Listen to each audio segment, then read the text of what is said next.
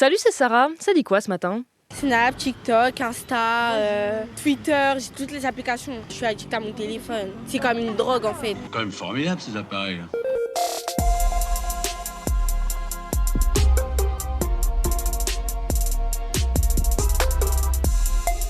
Allez, petit sondage ce matin. Tu passes combien de temps, toi, sur ton téléphone en moyenne chaque jour? Promis, pas de jugement.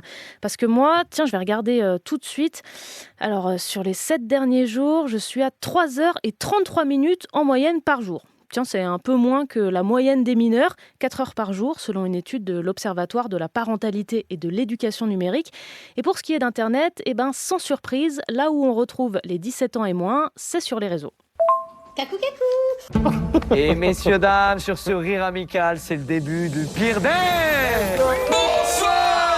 Bon, jusque-là, il y a peu de chances que tu aies sauté au plafond d'étonnement en m'écoutant, mais il y a un truc un peu nouveau dans cette étude. On a tous de moins en moins la sensation de passer trop de temps devant les écrans comparé à la même étude il y a 3 ans.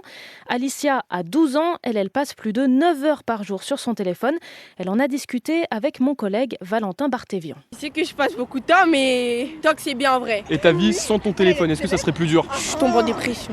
Alors avant d'en arriver là, si tu veux te forcer à passer moins de temps sur ton téléphone, tu peux mettre des minuteurs d'application par exemple. Ça va, je vais l'éteindre encore 3 secondes.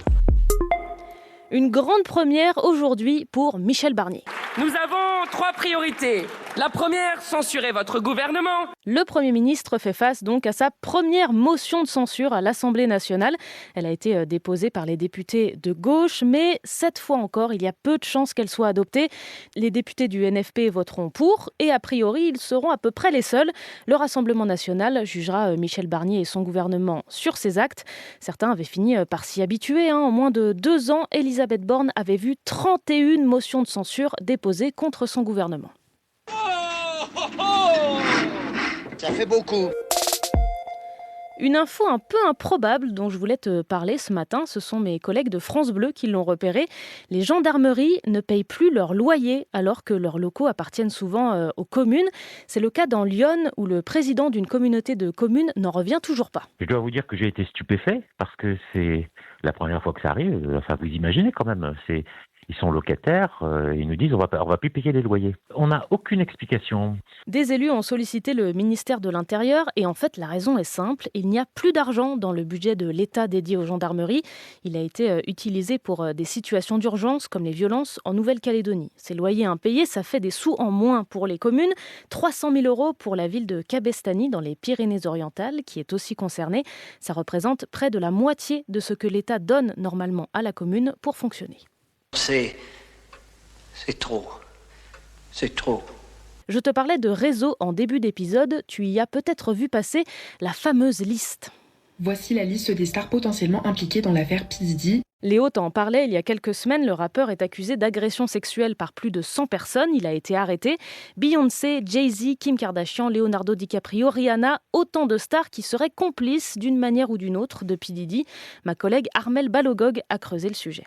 Cette liste circule depuis que l'avocat des victimes de P. Diddy a dit qu'il allait un jour révéler des noms d'autres personnes puissantes accusées, elles aussi, d'agression sexuelle. Du coup, les internautes sont à la recherche du moindre lien entre des personnalités publiques et le rappeur, car ça fait écho à une théorie complotiste. Selon elle, toute l'élite démocrate, politique et culturelle américaine est impliquée dans un vaste réseau pédocriminel d'ampleur nationale, voire internationale. Du coup, cette affaire conforte ceux qui y croient. Pour autant, prudence, rien n'est officiel, on ne sait pas d'où sortent ces noms et l'enquête est en cours. Et puis il y en a un qui peut aller s'entraîner à Clairefontaine avec le sourire. Warren, j'ai reçu un mail pour le résultat de ton bac. Ah ouais? Oui. Et du coup, félicitations. Warren Zaïre-Emery, 18 ans, a eu son bac. Son club, le PSG, a publié une vidéo hier pour l'occasion. Il avait passé les épreuves en décalé à cause de l'Euro. 10,96, mention juste, comme lui a dit son père au téléphone. Bon, bravo à lui. Mais avant son match contre Israël, jeudi soir, il y a l'OL qui joue aujourd'hui à 18h45.